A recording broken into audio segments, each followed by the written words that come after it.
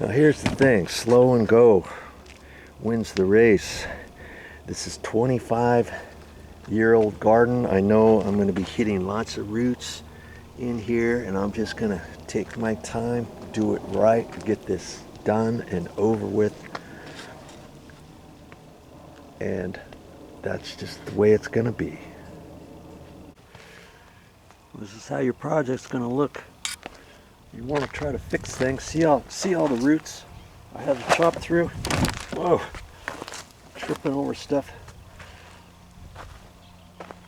And I did this one all the way along there, and I did this just up to there. That's all I'm going to do. I'm not gonna mess with that one because there's too many big roots around those trees. But I thought I should at least get this stuff right here. Okay, so now I can drop back.